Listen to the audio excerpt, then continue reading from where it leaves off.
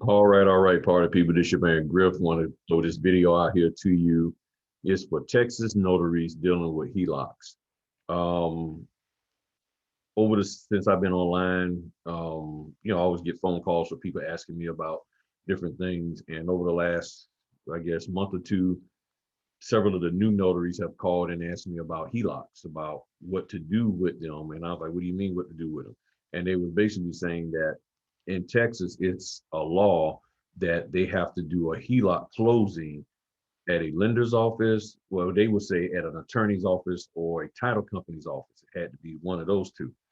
So as I was doing my NNA training yesterday, um, I went to one of the resources that was on the NNA site.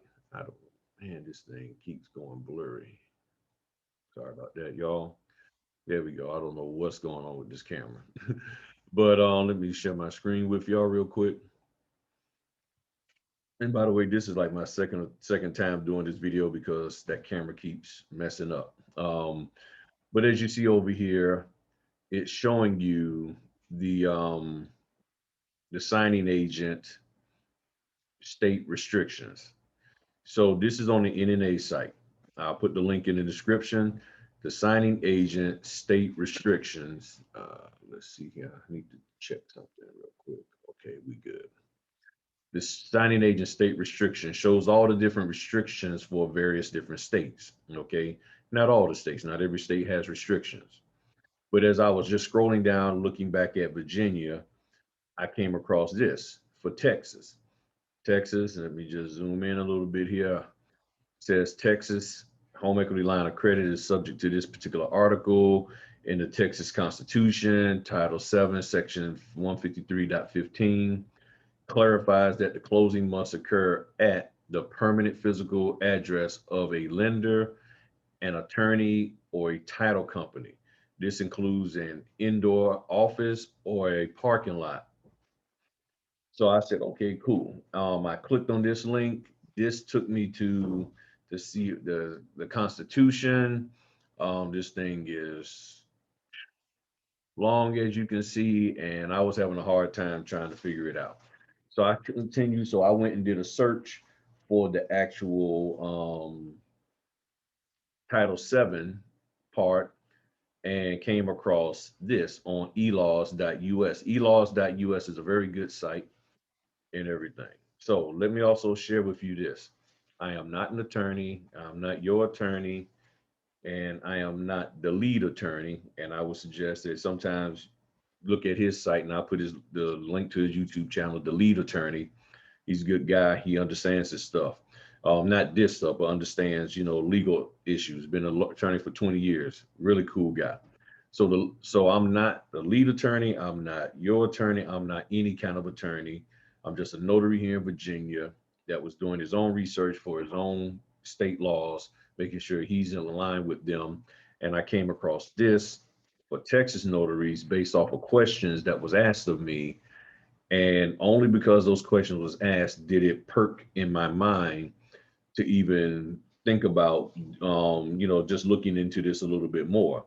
So um, zoom in here. So what this is saying on the e-law site, banking and securities, the joint financial regulations, chapter 153, the home equity lending, part of the Texas Administrative Code, last updated May 19th, 2021, says an equity loan may be closed only at the office of the lender, an attorney, or a title company. A lender is anyone authorized under Section 50A 6P that advances funds directly to the owner or is identified as the payee on the note. So if the note doesn't have them identified as the payee, but the lender is, say, Penny Mac, or who's that? The lending Loan Depot, or any of those other companies, that's who the lender is, and it should be taken at that person's office, the closing. Then it says an equity loan must be closed at the permanent physical address of the office or branch office of the lender, attorney, or title company. Here's the question that I need y'all to look up for yourself. The- Are they saying any attorney and any title company? Because I can see clearly that they're defining who the lender is, but I'm not seeing how they're defining who that attorney or title company is. So if it's any attorney or any title company, then the rest of this really opens up the door for opportunity for y'all to get these closings done and to make you some money. It says the closing office must be a permanent physical address so that the closing occurs at an authorized physical location other than the homestead. What is the homestead? The homestead is the person's physical address, their home where they're residing at. The closing may occur in any area located at the permanent physical address of the lender, attorney, or title company. Example, indoor office parking lot.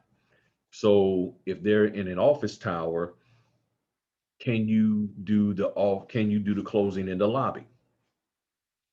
If they're in a strip center,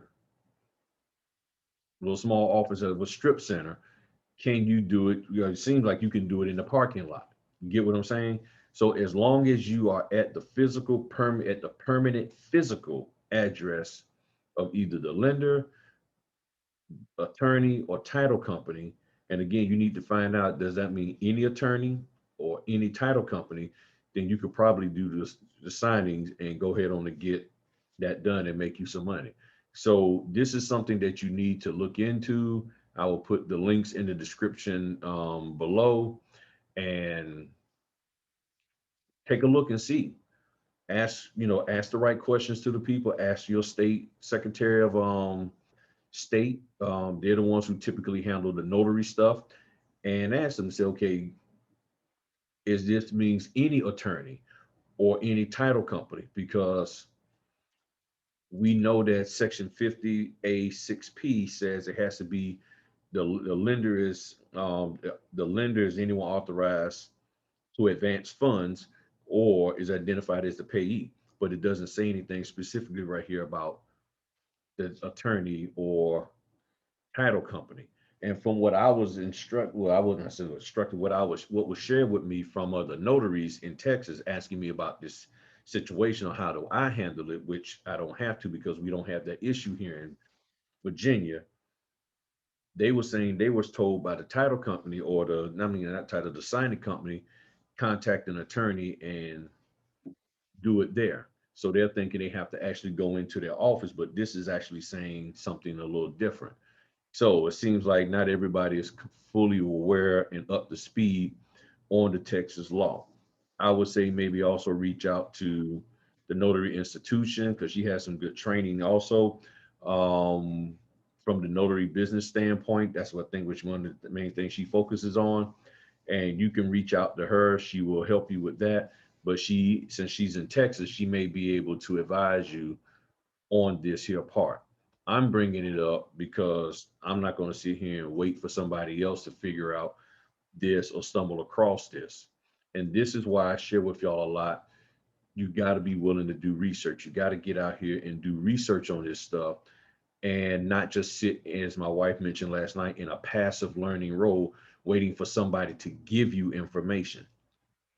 Go ahead on and be an active participant in your learning. It's up to you. This is your business. They expect you to be able to go out here and learn this stuff. And again, this was on the NNA site, okay? So a lot of people talk bad about the NNA, but they got a lot of good information on there. And this is where I found it on the NNA site.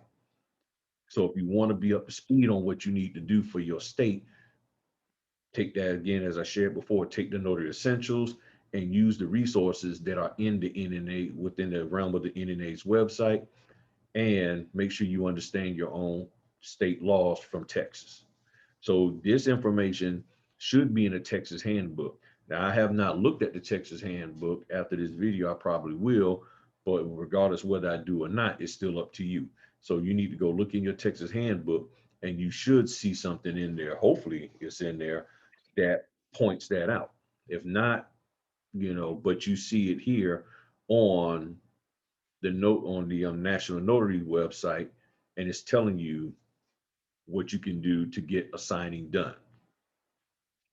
That's all I got for you. Y'all have a good one. Peace.